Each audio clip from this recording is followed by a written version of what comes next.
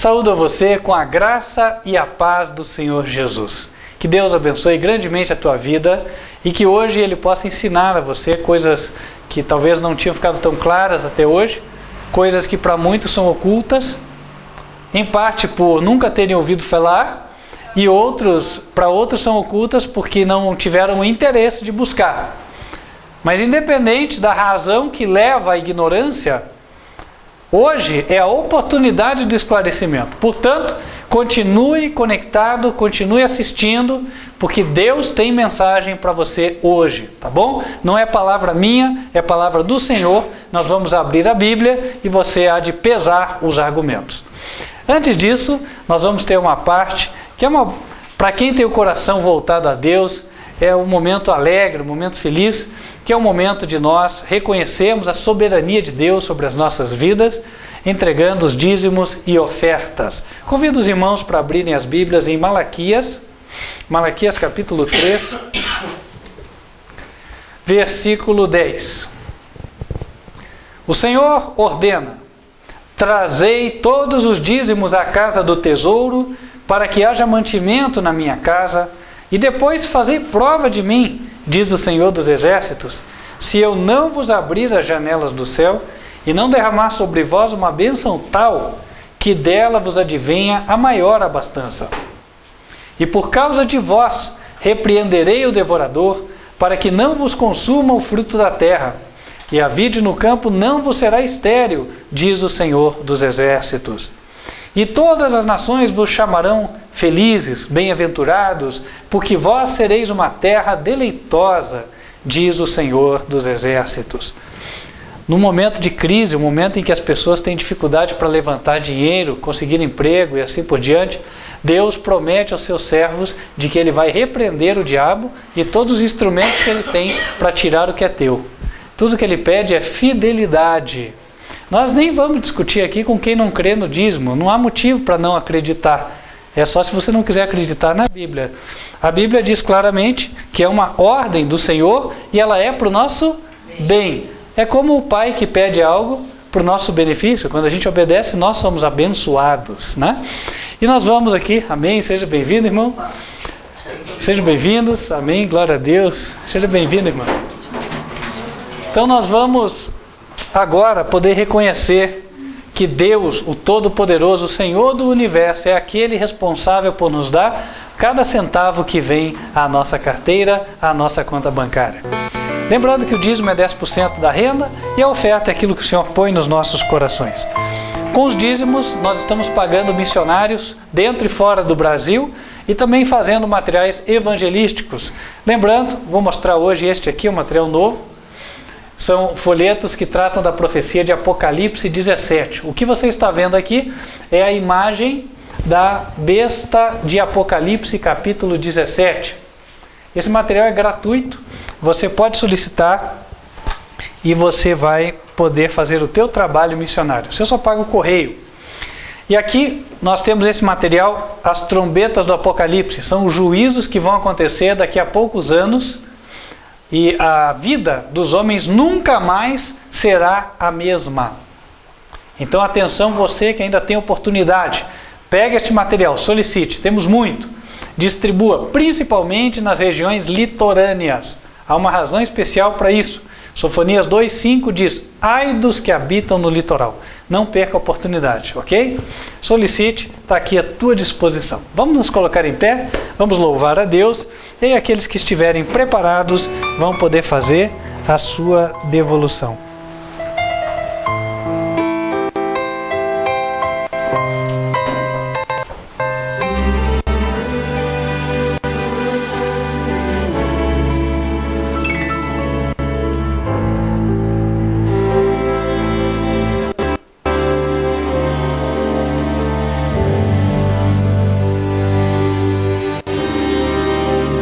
Melhor momento foi quando com Cristo tive um encontro que jamais esquecerei. vida cansado no mundo perdido. Então a sua doce voz eu escutei.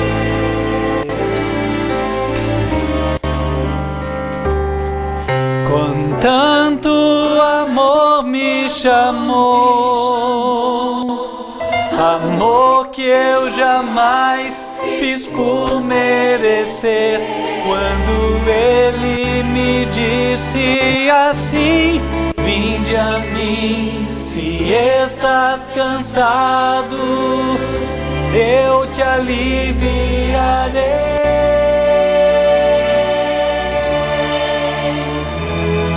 Com tanto amor me atraiu, com tanto amor que eu não desisti, chorando minha vida a Ele entreguei. Meu melhor momento foi quando o encontrei.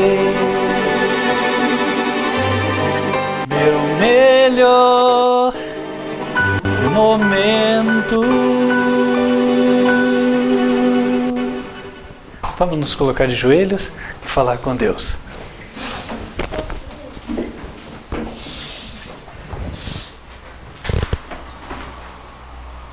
Santo Deus, Rei do Universo, Senhor Todo-Poderoso, nos ajoelhamos na Tua presença, reconhecendo a Tua grandeza, reconhecendo que és o Senhor das nossas vidas. Amém.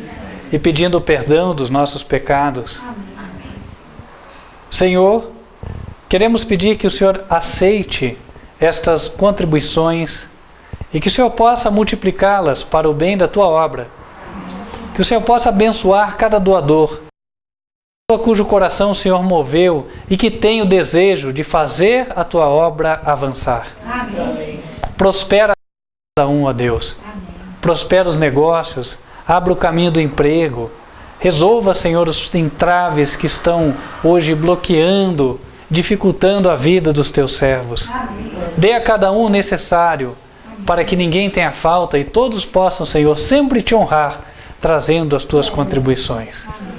Também abençoa, Senhor, para que tenhamos o suficiente para nós e as nossas famílias. Amém. Em especial, quero pedir por esta segunda hora, que o Senhor venha falar ao Teu povo e que eu seja somente a Tua voz. Amém. Que o Senhor tenha plena liberdade de me usar, possa usar o instrumento, Senhor, e que todos saiam daqui alimentados do pão da Tua santa palavra. Amém. Pedimos estas bênçãos em nome do Senhor Jesus Cristo. Amém. Amém.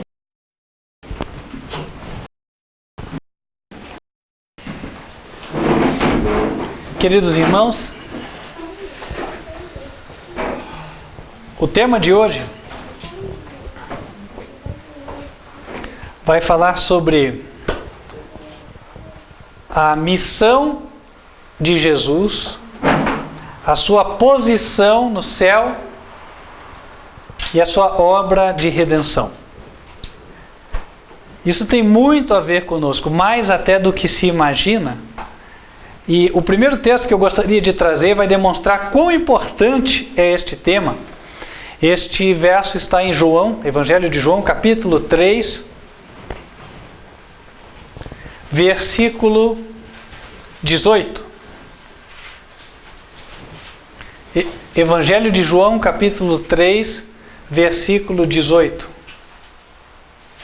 Em meio a todos os problemas que nós temos passado em nossas vidas, há um conflito. Os anjos de Deus e os anjos de Satanás estão batalhando pela nossa alma. Um quer nos levar para o inferno, o outro quer nos levar para o céu. Um quer nos condenar, porque o inferno é a condenação da segunda morte. Outro nos salvar. E aí o versículo 18 ganha ainda mais importância, porque diz: quem nele crê não é condenado, mas quem não crê já está condenado, porquanto não crê no Filho de Deus. Não crê no nome do unigênito Filho de Deus. Vou escrever aqui. Olha, o que é a chave? O que vai fazer a diferença entre os salvos e os perdidos? Entre os que vão entrar no céu e os que não vão entrar no céu. Quem crê no nome do... Agora eu vou escrever em vermelho. Unigênito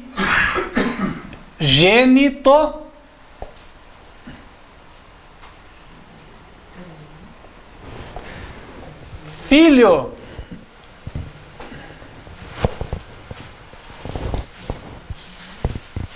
de Deus. Vou colocar aqui.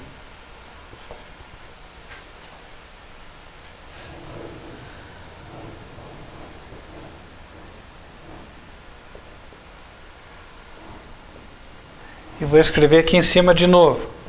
Unigênito Filho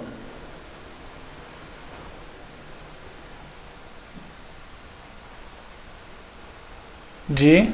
Opa, aqui faltou espaço. Aqui embaixo. Filho de Deus. Está aqui.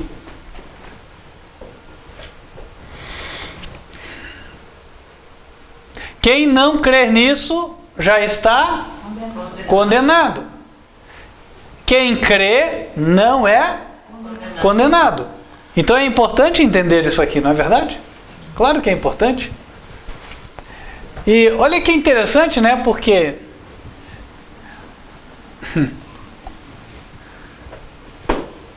a maioria das pessoas, embora se digam cristãs, não crê no nome do unigênito Filho de Deus.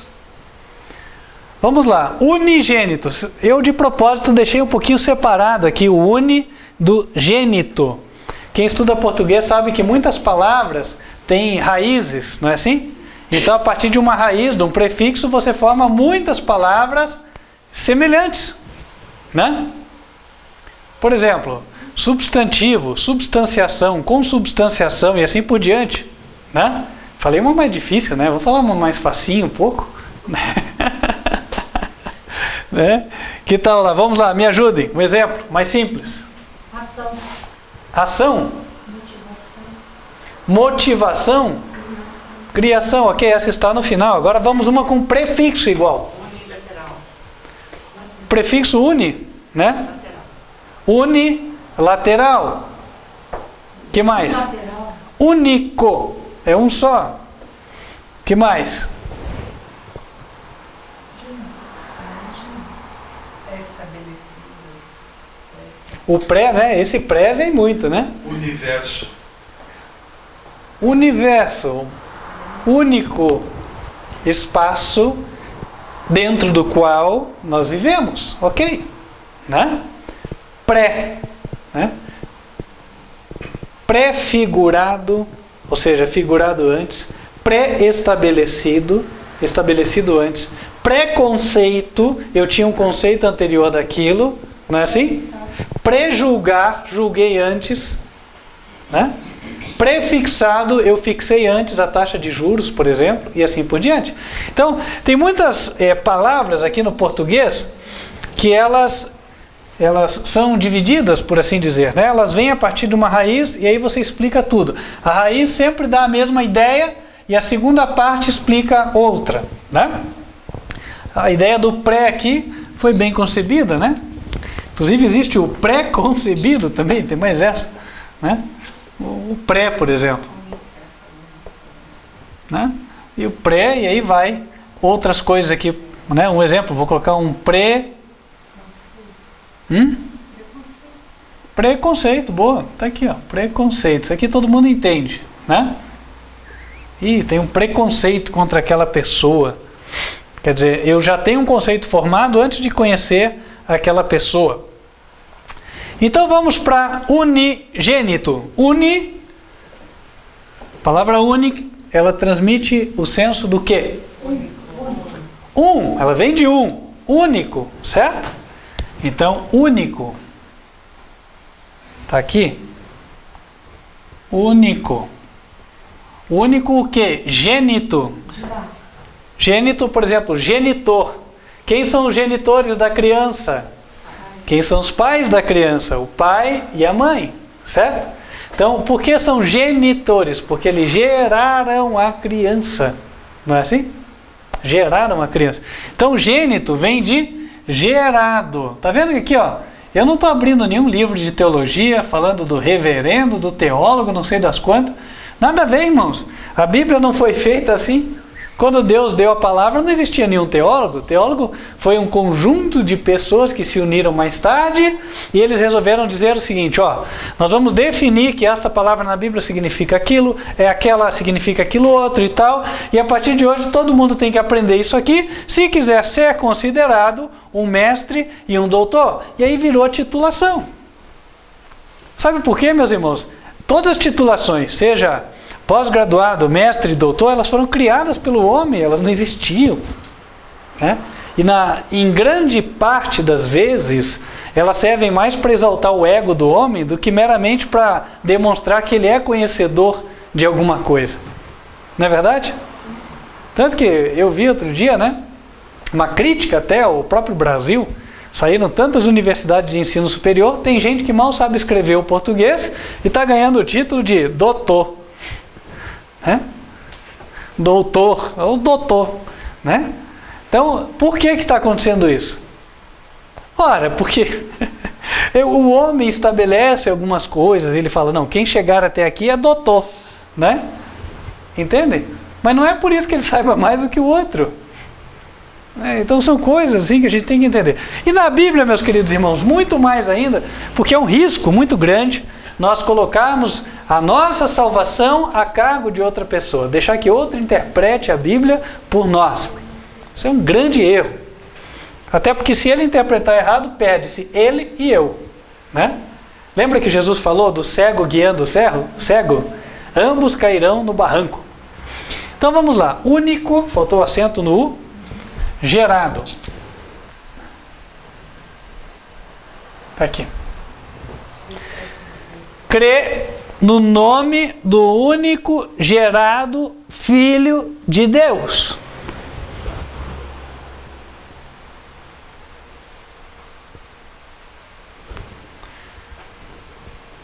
Irmãos, não sei se vocês pararam já para pensar, né?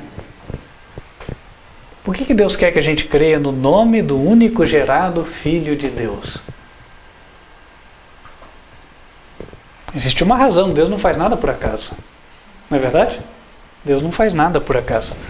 Então vamos lá, vamos trabalhar com isso aqui. Único gerado quer dizer que Jesus foi gerado de Deus. Mas nenhum outro foi gerado de Deus como ele foi. Certo? Nós podemos, a Bíblia fala de nós sermos gerados espiritualmente. Né? Isso quer dizer que o nosso coração foi renovado. Nós éramos ímpios, passamos agora a andar como justos. Certo? O homem mau começa a agir como uma pessoa boa. Agora, aqui, a Bíblia demonstra que Jesus foi gerado de uma outra forma. Jesus foi gerado a partir do corpo do seu Pai. O próprio corpo de Jesus era semelhante ao do Pai. Filipenses, capítulo 2, versículo 5. O que diz lá? Vamos ver? Filipenses, capítulo 2. De sorte que haja em vós o mesmo sentimento que houve também em Cristo Jesus, que sendo em forma de Deus, forma, pensa numa forma de bolo, né? Forma, a mesma forma de Deus, Jesus tinha. É como se Deus pudesse olhar para Jesus e falar assim, Senhor, meu filho, tu és como eu, como osso dos meus ossos, carne da minha carne. Mesma coisa que Adão, pôde dizer para Eva. Então, Jesus era feito da mesma substância de Deus. A Bíblia não revela qual era, mas ele era feito dessa substância aí. Ele era o único gerado filho de Deus. E ele recebe um nome. Está aqui o nome, ó. Certo? Abra a Bíblia em Êxodo, capítulo 23, versículo 20, por favor. Êxodo 23, versículo 20.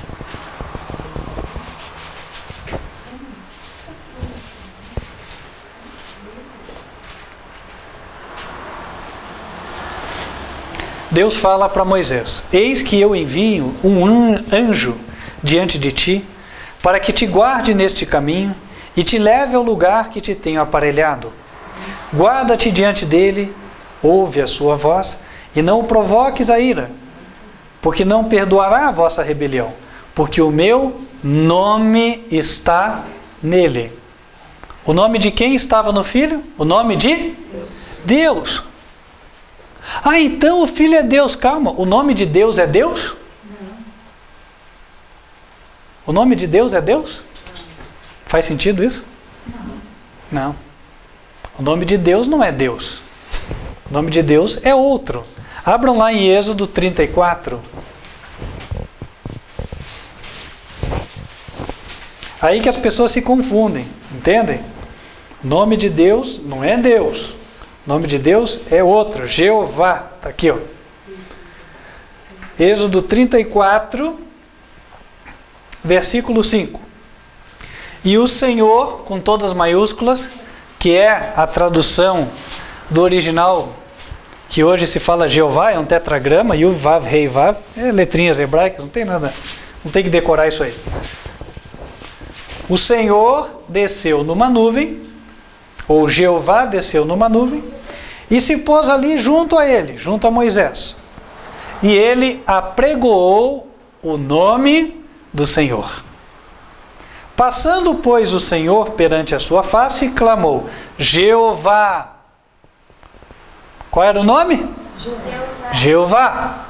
O Senhor, Deus misericordioso e piedoso, tardio em iras e grande em beneficência e verdade, que guarda a beneficência em milhares, que perdoa a iniquidade e a transgressão e o pecado, e ao culpado não tem por inocente, que visita a iniquidade dos pais sobre os filhos e sobre os filhos dos filhos até a 3ª e 4ª geração. Aqui ele descreve o seu caráter. E o seu caráter tem duas facetas que ficam bem visíveis aqui. Uma delas é a faceta do amor, da misericórdia, não é verdade? Porque ele diz aqui: Deus misericordioso, piedoso, tardio em iras, grande em beneficência e verdade. Guarda a beneficência em milhares, perdoa a maldade. A iniquidade é o ato premeditado. Perdoa a transgressão e o pecado. Mas agora vem o outro viés, o outro lado, que é o lado da justiça. Ao culpado não tem por inocente. Visita a maldade dos pais sobre os filhos e sobre os filhos dos filhos, até a 3ª e 4ª geração. Deus também pune o culpado, ele é justo. Ele também se levanta para a defesa dos inocentes que estão sendo oprimidos pelos ímpios. A 3ª e a 4ª geração, o que quer dizer isso? O que quer dizer a 3ª e a 4ª geração? Via de regra, né, os filhos tendem a cometer os mesmos erros dos pais. Caso não se arrependam, vão colher as consequências. É por isso que ele diz que ele visita a maldade dos pais nos filhos e dos filhos dos filhos. Né? Por exemplo, muita gente diz: tal pai, tal filho. Ó, bebi, o filho é um bebum. Né?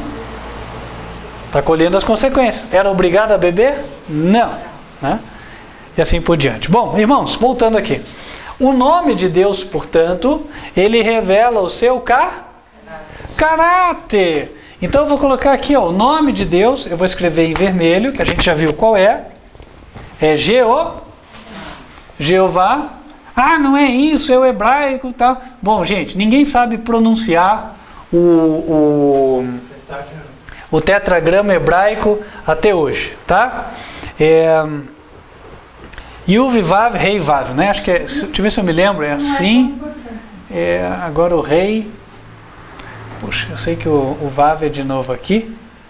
Enfim, são 4 letras hebraicas aqui, me fugiu uma. Mas não interessa, isso aqui, ó, quem consegue ler isso aqui? Né? Quase ninguém. Então assim, era justamente o intento de Satanás que as escrituras sagradas fossem conhecidas só por um grupo de eruditos, que por sua vez pudessem enganar o povo a seu bel prazer. Não é desejo de Deus, tá? Então, irmãos, Jeová. Agora, Jeová, nós já vimos que representa o caráter de Deus. Está aqui, ó.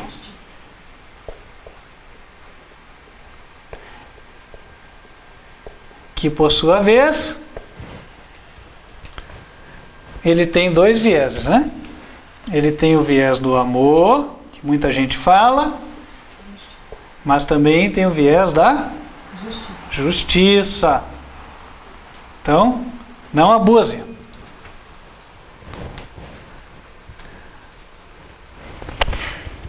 Quem crê,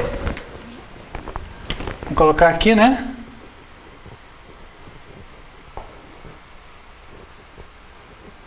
No nome do unigênito Filho de Deus.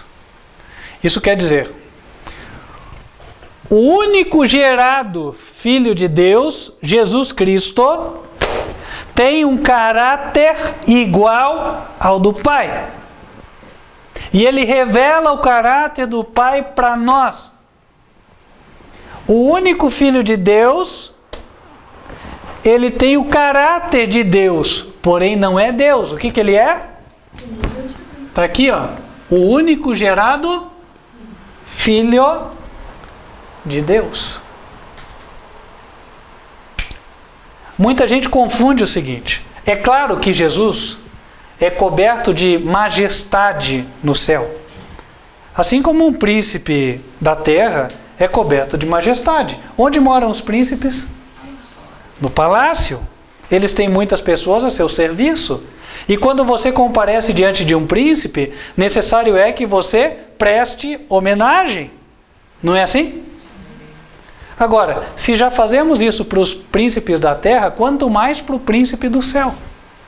Portanto, o príncipe do céu, por ordem do rei e por posição, ele recebe a adoração dos anjos e também de todas as criaturas. Ele teve o privilégio de participar da obra de criação junto com o seu pai. E ele goza de todas as honras do trono do universo. Afinal de contas, ele se assenta ao lado do seu pai, no seu trono. Vejam lá em Apocalipse, capítulo 3.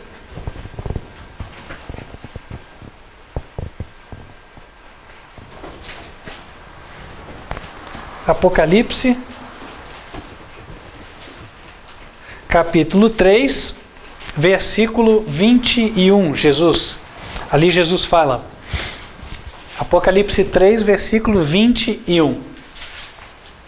Ao que vencer, lhe concederei que se assente comigo no meu trono, assim como eu venci e me assentei com meu Pai no seu trono. É interessante que ele não fala meu trono. Jesus não disse eu tenho meu trono no céu. Jesus disse que ele se assentou no trono do seu Pai. Isso quer dizer, ele partilha das honras do trono do seu Pai, como filho.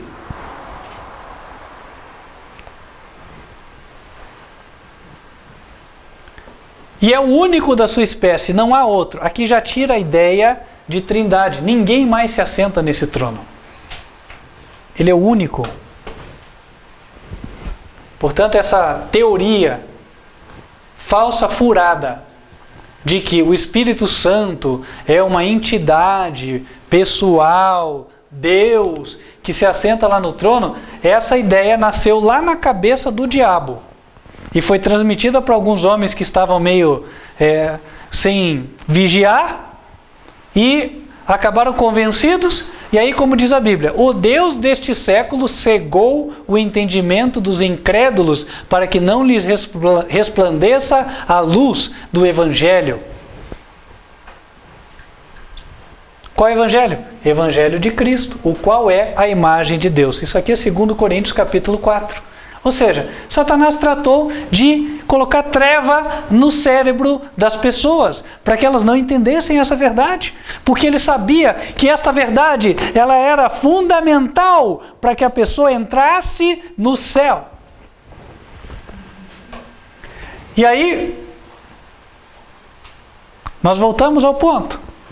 Crer no nome do unigênito Filho de Deus é acreditar que o único ser gerado de Deus é o seu Filho e que ele, por ser Filho, herdou o nome do seu Pai, o caráter do seu Pai.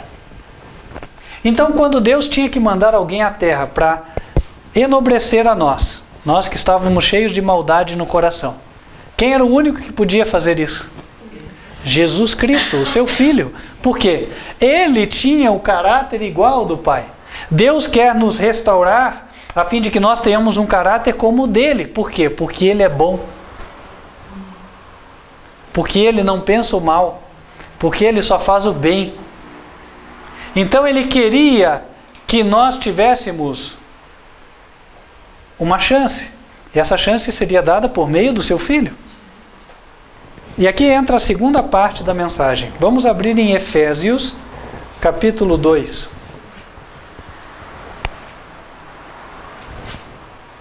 Efésios 2, versículos 8 em diante. Porque pela graça sois salvos. Efésios 2, versos 8 em diante. Pela graça sois salvos dos vossos pecados, sois salvos das vossas maldades, das vossas rebeliões, das vossas teimosias, dos vossos emburramentos, se é que poderíamos falar assim, né? A pessoa fica emburrada, empaca. Versículo 8. Porque pela graça sois salvos, por meio da fé. Isso não vem de vós, é dom de Deus. Não vem das obras, para que ninguém se glorie. Agora o verso 10, que é a chave.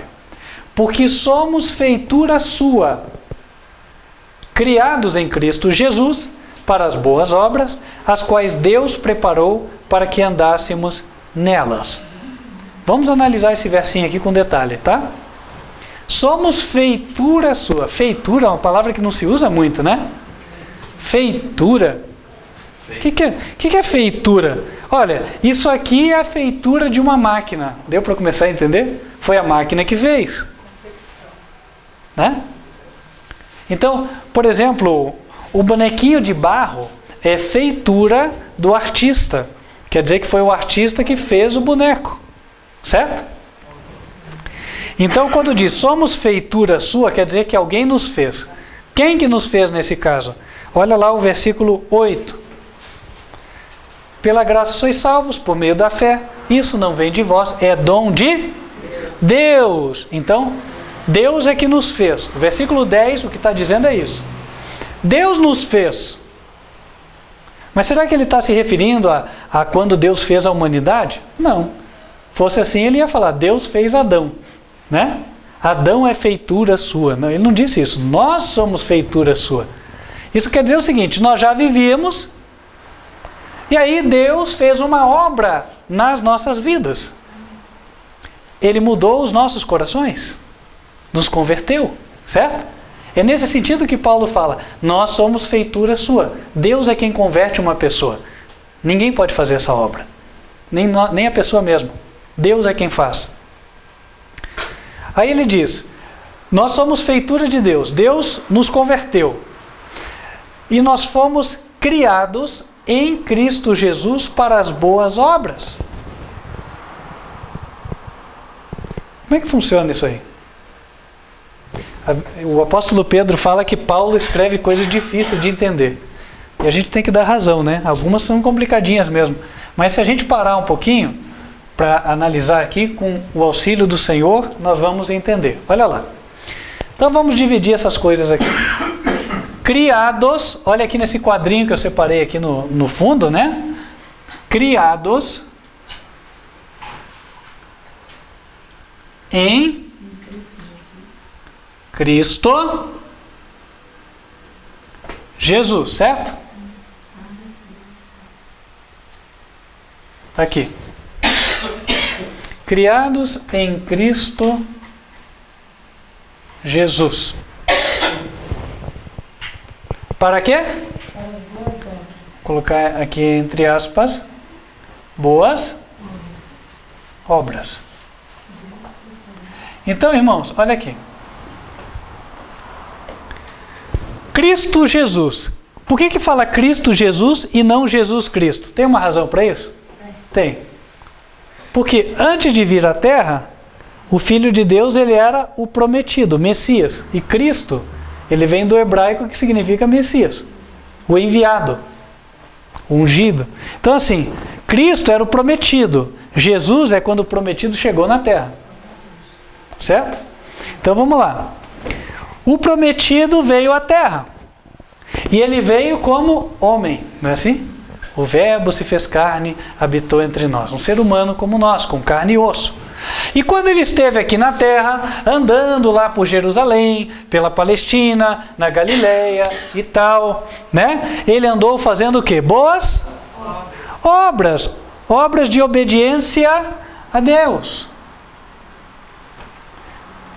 O que Deus está dizendo aqui? Que na verdade, quando Jesus estava aí vivendo na Terra e obedecendo, Jesus, era como se Jesus pudesse dizer assim: eu sou você amanhã. Lembra aquela propaganda que tinha, né?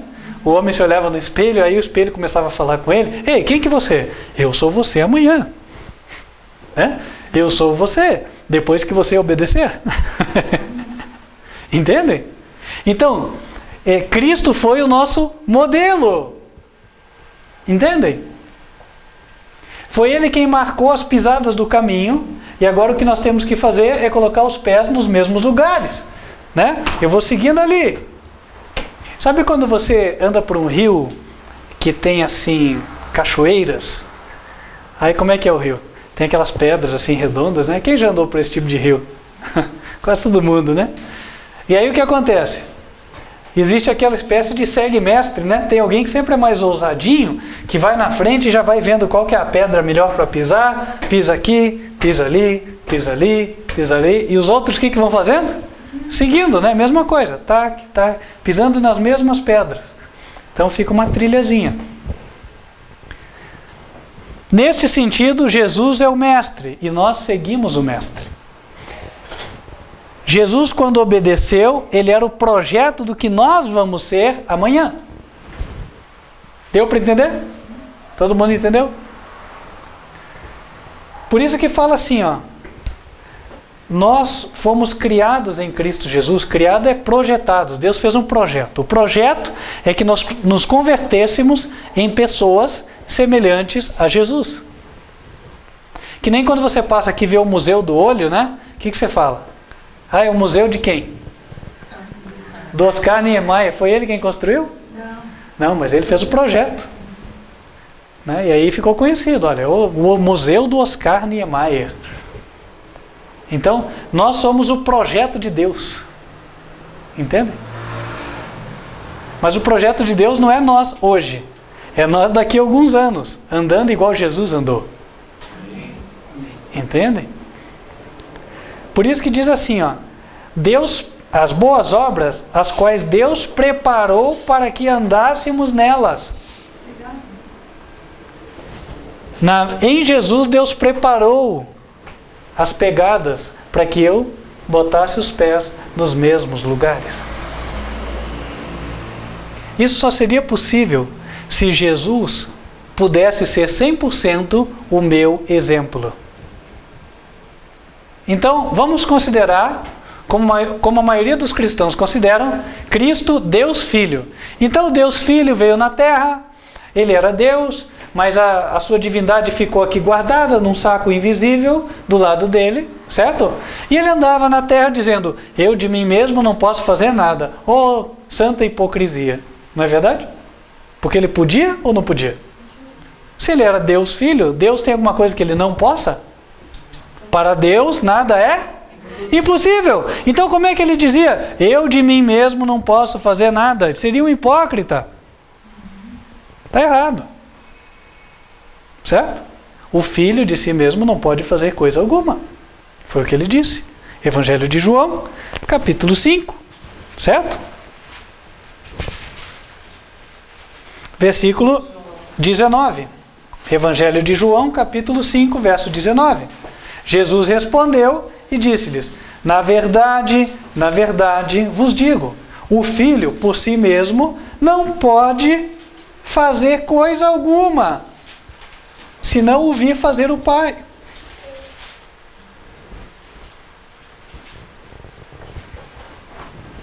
E aí outra coisa, né? Vamos supor, voltando ao exemplo lá do que a maioria dos cristãos creem. Está lá Jesus com o saquinho aqui onde ele guardou a sua divindade, né? Porque ele era Deus Filho, segundo o que acreditam. E aí ele está andando, né? E aí acontece que ele é tentado pelo diabo.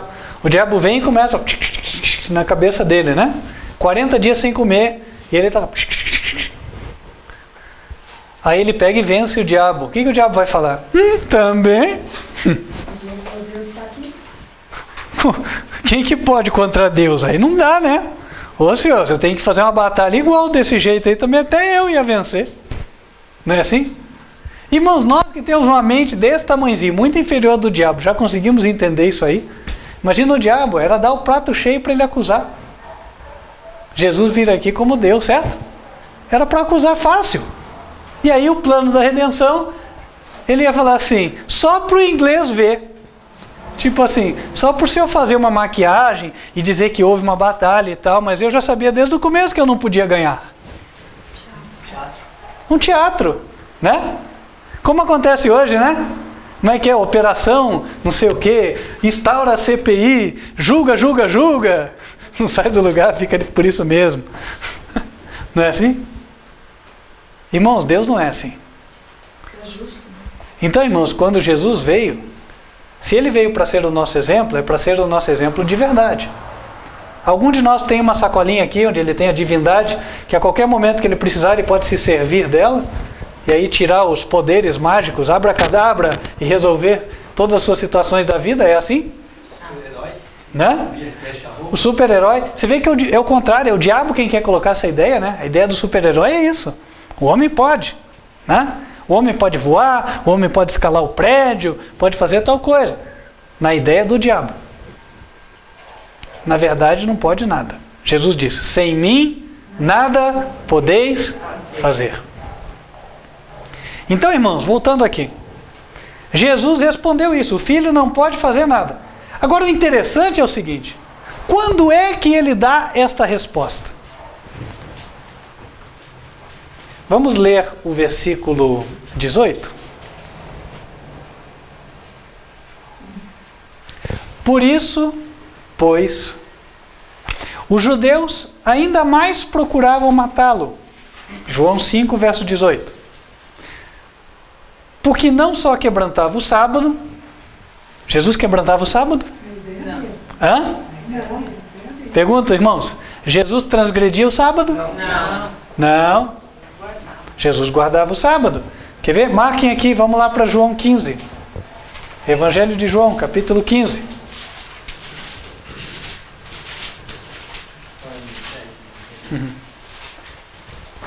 Evangelho de João, capítulo 15, verso 10. Se guardardes os meus mandamentos, permanecereis no meu amor. Do mesmo modo que eu tenho guardado os mandamentos de meu Pai. Jesus guardou o sábado, guardou os 10 mandamentos. Voltando lá então para João 5, verso 18. Então não era que Jesus transgredisse o sábado. Os fariseus, na ideia deles, Jesus transgredia. Naquilo que eles queriam acreditar. Vocês já ouviram essa frase? A pessoa acredita no que ela quiser, mesmo que seja mentira. E às vezes ela tanto quer acreditar na mentira, que ela passa a acreditar que a mentira é verdade. Já viram isso? E quantas vezes? Né? Os fariseus queriam acreditar e queriam fazer o povo crer que Jesus era transgressor do sábado. Mas não só isso. Olha lá, verso 18. Por isso, pois, os judeus ainda mais procuravam matá-lo, porque não só quebrantava o sábado, mas também dizia que Deus era seu próprio Pai, fazendo-se igual a Deus, na ideia deles. Os fariseus queriam dizer para o povo, está vendo? Esse aí está se fazendo igual a Deus, como se fosse o Deus Filho. Aí, para que não ficasse essa ideia, no versículo 19, mas Jesus respondeu e disse-lhes, na verdade vos digo que o Filho, por si mesmo, não pode fazer coisa alguma. Justamente para desfazer o mal-entendido. Justamente para que ninguém entendesse que ele era Deus Filho. E para que ninguém entendesse que ele quis dizer isso. Ficou claro? Foi desfazer o mal-entendido.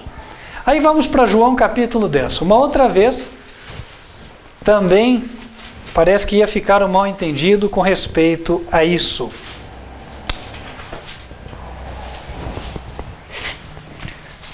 A partir do versículo 27, João 10, verso 27, Jesus diz, as minhas ovelhas ouvem a minha voz, e eu conheço-as, e elas me seguem. Eu lhes dou a vida eterna, nunca hão de perecer, e ninguém as arrebatará de minhas mãos. Meu Pai que mas deu é maior do que todos, e ninguém pode arrebatá-las das mãos de meu Pai. Eu e o Pai somos um. Então, em primeiro lugar, ele fala, ninguém pode arrebatá-la das minhas mãos. Será que é porque ele era o Todo-Poderoso? Não. No verso 29, ele disse, meu Pai que deu as ovelhas para mim, ele é maior que todos. Ninguém pode arrebatá-la das mãos do meu Pai. Ou seja, ninguém vai conseguir tirar as ovelhas de mim, dizia Jesus, porque o Pai é quem está segurando elas. Deus, o Todo-Poderoso, está exercendo o seu poder, está segurando elas. Então elas não tem como alguém tirar elas de mim. Jesus disse isso não como se ele fosse o Todo-Poderoso, mas mostrando que o seu Pai era o Todo-Poderoso. O que acontece é, o que Jesus fazia e falava, Deus carimbava, endossava. E é interessante a gente entender isso, As ordens do príncipe são endossadas pelo rei, por isso elas têm autoridade. E neste sentido, quem não obedece ao príncipe não está obedecendo ao próprio rei. Portanto, é traidor do reino. Quem não obedece a Jesus não está obedecendo o próprio Deus. Não porque Jesus seja Deus, mas porque Deus endossa o que Jesus decide. Entendem? Agora Jesus, no verso 30, ele diz, eu e o Pai somos um. Os judeus pegaram então outra vez em pedras para o apedrejarem. Respondeu-lhe Jesus, tenho-vos mostrado muitas obras boas procedentes de meu Pai. Por qual dessas obras me apedrejais? Os judeus responderam dizendo, não te apedrejamos por alguma obra boa, mas pela blasfêmia, porque sendo tu homem, te fazes Deus a ti mesmo. Será que Jesus estava se fazendo de Deus quando ele disse, eu e o Pai somos um? Bom, se ele quisesse se fazer de Deus, era uma boa ocasião para ele confirmar, é assim mesmo. Tu o dizes, não é assim que ele dizia para confirmar as coisas? Ou vós o dizeis, conjugando, colocando na pessoa certa, fazendo a concordância. Mas não foi isso. Respondeu-lhes Jesus, verso 34, vai desfazer de novo o mal-entendido. Não está escrito na vossa lei, eu disse, sois deuses? Ele está se referindo a Salmos 82, verso 6. Marquem aqui, vamos lá para Salmos. Jesus está explicando a eles em que sentido que ele disse que ele e o Pai eram um. 82. Salmos 82, verso 6.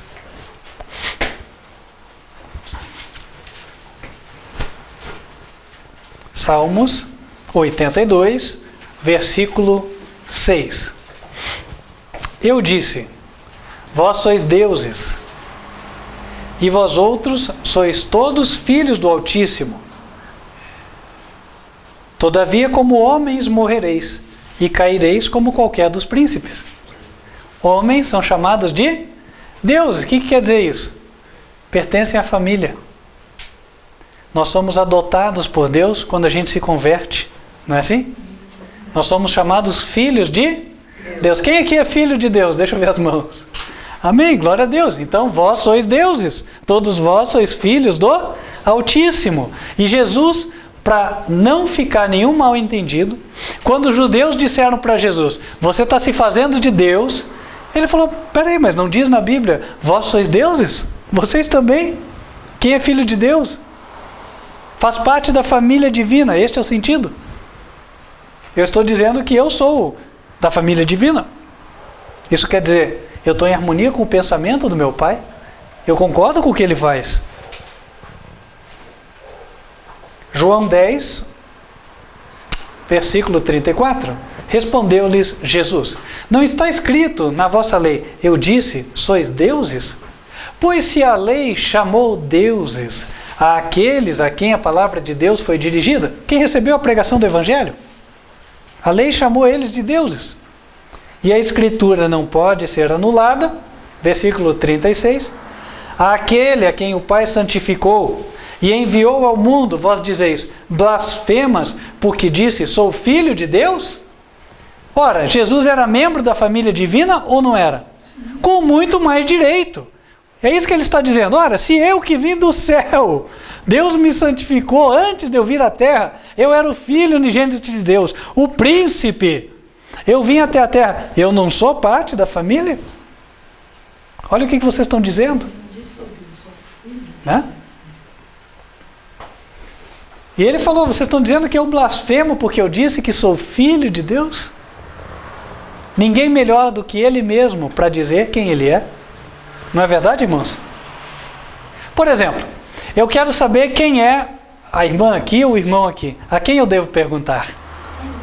Melhor perguntar para a própria pessoa. Senhor Jesus, quem tu és? Eu disse, sou filho de Deus. Preciso de mais respostas? Entendem? Quem é você? Eu sou Jairo Carvalho. Precisa de mais respostas? Entendem? Versículo 37. Se não faço as obras de meu Pai, não me acrediteis. Mas se as faço, e não credes em mim, credes nas obras, para que conheçais e acrediteis que o Pai está em mim. Agora falando das obras de Jesus. Jesus fez muitas boas obras, não fez? Agora, esses milagres que Jesus fez por qual poder? Será que saía um poder das suas mãos, assim, os raios? Aí curava o leproso, era assim? Não. Abram lá no Evangelho de João, capítulo 14.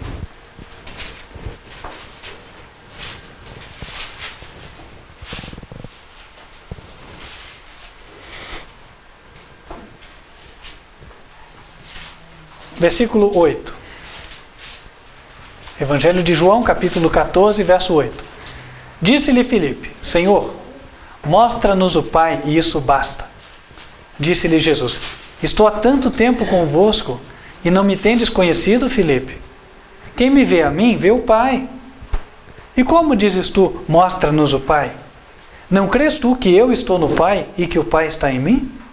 As palavras que eu vos digo, não as digo de mim mesmo, mas o Pai que está em mim é quem faz as obras.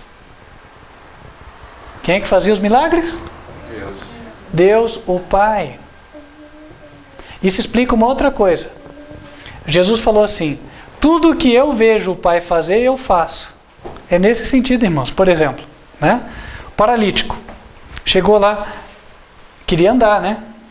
O que Jesus falou? Levanta, toma tua cama e anda. Quem que curou aquele paralítico? Deus. Foi o poder de quem? Deus. Poder de Deus, que colocou eletricidade nos nervos daquele paralítico e fez eles funcionarem. E Jesus viu a obra de Deus. Viu ou não viu? Então ele falou, tudo que o filho vê o pai fazer, ele também faz. É nesse sentido. Vamos voltar para João capítulo 5, para que ninguém entenda mal. Agora eu vou ler o verso que mencionei para vocês. João 5, verso 19. Mas Jesus respondeu e disse-lhes: na verdade vos digo que o Filho, por si mesmo, não pode fazer coisa alguma, senão o vir fazer o Pai, se ele não vê o Pai fazer. Porque tudo quanto ele faz, o Pai faz, o Filho o faz igualmente. Porque o Pai ama o Filho e mostra-lhe tudo o que faz. Deu para entender? Deus mostrava para Jesus tudo o que ele fazia. Por exemplo, Jesus disse para a tempestade: acalma-te, aquieta-te.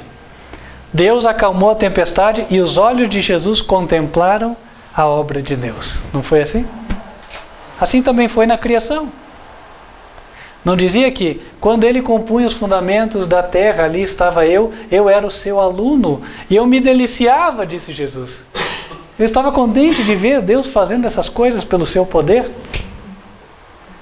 Jesus era o verbo que pronunciava as palavras, haja luz, né? Mas o poder era de quem? Do Pai. No princípio era o verbo. Quem era o verbo? Jesus. Então, o verbo dá a ideia de alguém que verbaliza, fala. Quem pronunciava? Quem era o porta-voz, o arauto de Deus? Jesus. Hã? Agora, quem fazia acontecer? Deus. Quem tem o abracadabra? O que é abracadabra? Faça-se pelo poder da palavra. Por isso que é errado. Feitiçaria é um pecado, é contra Deus. Mágica é pecado, é contra Deus. Mágico diz abracadabra, faça-se pelo poder da palavra. A pessoa está se colocando no lugar de Deus. E ainda está enganando os outros, porque ele não está fazendo nada. Na verdade, ele está fazendo uma ilusão ali, né? Para as pessoas pensarem que a partir de 3 bolas ele criou a 4ª, quando na verdade saiu só a metade, a casquinha de uma metade ele jogou no outro dedo, né? Então, irmãos, Deus é o Todo-Poderoso. Vocês vão ver que a Bíblia somente menciona Deus como Todo-Poderoso. Nunca fala de Cristo como Todo-Poderoso. Jamais. Outra coisa que é interessante. A palavra Deus, como a gente viu lá em Salmos 82, Deus, ela traz o conceito de família divina. Por isso que nós somos deuses. Nós não somos os todos poderosos. Nós somos membros da família. Faz sentido? Concordam? Estão de acordo? Vós sois deuses, vós sois filhos do Altíssimo, vós sois membros da família. Agora, o nome de Deus, Jeová, esse nome Deus colocou só sobre o seu filho. Você não vai ver nenhum anjo sendo chamado de Jeová na Bíblia, e você não vai ver uma pessoa sendo chamada de Jeová. Deus quer que o nome dele, no sentido pleno, ainda esteja sobre nós. O dia que nós venhamos a ter um caráter igual ao de Deus, então será justo olhar para algum de nós e falar Jeová. Mas hoje em dia, nós temos uma semelhança com Jeová. Mas dizer que nós somos Jeová seria muita presunção. Não é verdade? Bom é um só, que é Deus. Entendem a diferença? Então Jesus é único no sentido de que ele tem o nome Jeová, está sobre ele. Tem o caráter igual ao de Deus. A nossa meta é chegarmos aqui. Temos um caráter igual ao dele, para que um dia possa se dizer a nosso respeito Jeová. Até se Lúcifer, o diabo, tivesse querido mesmo ser igual a Deus, isso não seria um pecado. Porque querer ser igual a Deus, verdadeiramente, é querer ter o seu caráter. Isso enobrece a pessoa. Entendem? O problema é que Lúcifer não queria o caráter de Deus. Ele só queria o poder para ser um tirano despótico e ditatorial. E toda pessoa que segue a ele, converte os seus liderados em oprimidos. Hitler, Nero, tem tantos aí, né? Então o foco de Deus é que nós tenhamos o caráter dele. E ele enviou Jesus como homem para ser o nosso exemplo como homem, para que nós tenhamos o caráter de Jesus. E vou falar uma última coisa aqui. Até a propósito, já vou de antemão recomendar aos irmãos que assistam novamente essa mensagem, porque eu sei que traz várias coisas, né? Então às vezes é difícil gravar tudo de uma vez só. Mas é uma última coisa. Jesus veio à Terra como um bebezinho, né? Certo? E o bebê forma um caráter. Então como é que você vai entender isso? Não, mas Jesus já não tinha o caráter de Deus? Como é que ele vem formar um caráter? Bom, o bebê Jesus tinha uma diferença de nós, quando nós saímos da maternidade. A diferença não era por ter poderes, por ser Deus, nada disso. A diferença não era por ser maior ou mais alto, também não era isso. A diferença era que quando alguém batia no bebê Jesus, ele não estava reclamando. A primeira palavrinha que Jesus aprendeu, ou a segunda, a terceira, não foi, me dá, é meu. Entendem? Jesus dava, era um bebê bonzinho. Muito paciente, não era irritado. Por quê? Obviamente, né? Ele era lá em cima santo. Não era assim? Lá em cima ele era santo. Então, ele nasce. Vou fazer o último quadrinho aqui.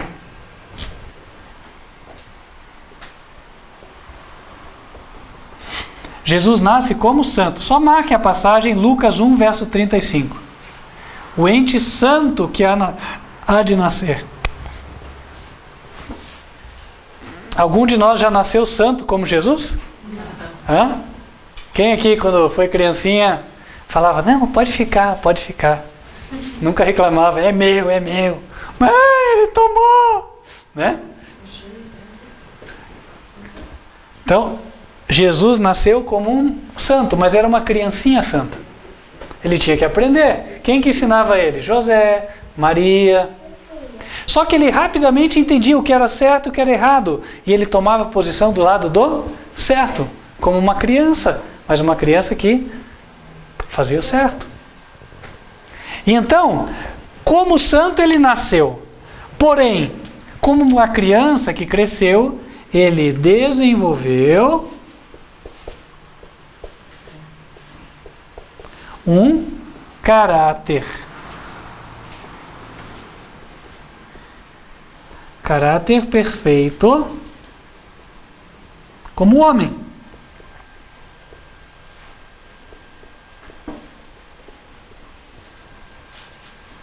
Como nós podemos fazer, certo?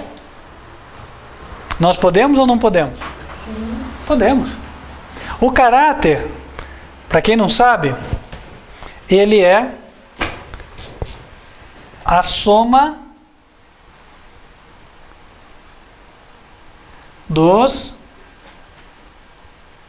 hábitos. Ele é formado pela soma dos hábitos. A pessoa pode ser viciada a fazer o mal, mas também pode ser viciada a fazer o bem. Está tão acostumada a proceder sempre corretamente que ela nem considera a hipótese de fazer algo errado. Entendem? Então, Jesus foi assim, ó. Ele nasceu santo, desenvolveu um caráter perfeito, porque cultivou só bons hábitos, hábitos de obediência à lei dos 10 mandamentos. E nós? Bom, nós não nascemos assim santos, mas aqui vai uma dica para quem vai ser pai e mãe. Né?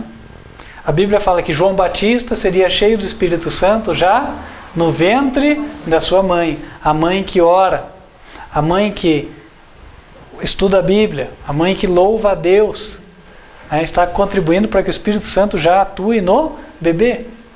E aí quando cresce, vai instruindo a criança no caminho do Senhor. Às vezes tem pai e tem mãe que pensa que bebê não tem consciência, então não dá instrução religiosa para o bebê. Espera ele crescer, quando ele é maior, leva ele na catequese lá. Está errado isso aí. Errado por quê? Porque enquanto a gente não está instruindo, o diabo está. Aparece o joguinho, aparece, né, uma série de coisas lá, brinquedo amaldiçoado, um monte de coisas entram lá e a criança vai aprendendo. O desenho animado da televisão e assim por diante. E na verdade nós temos que chegar na frente do diabo. E aí nós vamos trabalhar para que os nossos filhos desenvolvam bons hábitos. Por quê? Os nossos filhos não nascem santos como Jesus nasceu. Ah, mas então Jesus tinha vantagem em relação a mim? Não, sabe por quê? Essa vantagem é compensada quando Deus envia para nós o Espírito Santo. Por isso que o Espírito Santo é Jesus mesmo habitando em nós. No nosso caso, vai entrar o Espírito Santo. Então, eu não tinha a tendência a fazer o que é certo. Mas então Deus compensa essa falta enviando, através de Jesus, o Espírito Santo. E aí Cristo começa a viver em mim, porque o Espírito Santo é Cristo mesmo, não em carne, né? E agora eu começo também a escolher o certo em lugar do errado. Posso ir aprendendo como Jesus aprendeu e vou desenvolvendo um caráter perfeito. Cada pessoa que se converte, meus queridos irmãos, ele põe o pé na caminhada dos 33 anos de Jesus. Não importa se a pessoa se converteu aos 80 anos. Sabe onde é que ela vai pôr o pezinho? Lá na manjedoura de Belém. É um bebê espiritual. E vai começar a caminhar. E vai caminhando da manjedoura até o Calvário. Entendem? Em que parte da caminhada você e eu estamos? Será que nós já estamos naquele dia em que Jesus chegou no templo de Jerusalém, quando ele tinha 12 aninhos? Será que nós ainda estamos numa fase anterior? Ou será que nós já estamos nos aproximando dos dias da cruz? Irmãos, nós temos um caráter a construir. Nós temos um exemplo que foi colocado diante de nós. O Senhor Jesus Cristo, o unigênito Filho de Deus. Por isso que só vai entrar no céu quem acredita nisso. Porque é quem acredita que Jesus, o enviado do céu, foi o nosso perfeito exemplo. E eu posso fazer o que ele fez. Ele não era o Deus Filho na terra. Ele era o Filho de Deus e Filho do homem. Ele era o homem em Cristo Jesus. O meu exemplo de vida. Aquele o qual eu vou seguir. E seguindo a ele, eu vou entrar pelos portais celestiais. Amém? Quem gostaria de dizer, eu vou seguir o Senhor Jesus até os portais do céu? Amém? Em nome de Jesus. Vamos então nos colocar de joelhos e falar com Deus.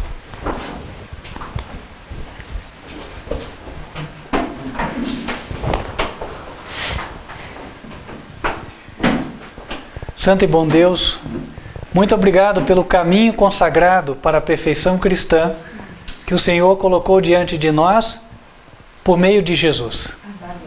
Obrigado por Ele ser o nosso exemplo. Pedimos a Deus que nós sempre possamos olhar a Ele como aquele que nós seremos amanhã. Amém, Senhor. Que as vitórias que Ele teve aqui na terra se tornem também as nossas vitórias. E que a maneira com a qual Ele agiu e procedeu também se converta na nossa maneira. E que a nossa fé nele, a nossa fé de que podemos ser iguais a Ele, aumente a cada dia. Que creiamos que Jesus é o unigênito Filho de Deus e que o seu nome um dia será o nosso nome também. Abençoa cada irmão que veio aqui, ó Deus. Abençoa cada um que nos assiste. Que esta verdade faça parte da nossa vida e que por ela sejamos um dia salvos e estejamos eternamente na Tua presença. Amém. Pedimos estas bênçãos em nome e nos méritos do Senhor Jesus Cristo, Teu único Filho. Amém. Amém. Amém. Para você que nos assiste, quero estender o convite para que você continue nos acompanhando. Lembrando que as nossas transmissões ocorrem sempre sábados, em 2 horários. Primeiro, 15 para as 10 da manhã, escolinha das crianças. Depois, 15 para as 11 da manhã, a mensagem do culto. E terças-feiras, a partir de 8 horas da noite, Você nos assiste pelo canal youtube.com/TV Advertência Final. E também convidamos a você que tem visto que este é o ministério, esta é a igreja levantada por Deus para pregar a verdade nos últimos dias. Você que quer se unir a este povo, você que quer se preparar para o batismo, entre em contato conosco, vai ser uma alegria poder te ajudar. Nosso e-mail para contato é contato@advertenciafinal.com.br. Escreva, vai ser um prazer para nós poder te ajudar. Feche os teus olhos, vamos invocar as bênçãos do Senhor sobre a tua vida antes de encerrarmos esta transmissão. Que o Senhor te abençoe e te guarde. Que o Senhor faça resplandecer o seu rosto sobre ti e de ti tenha misericórdia. Que o Senhor levante sobre ti o seu rosto e te dê a paz. Amém. Fique com Deus e até a próxima oportunidade.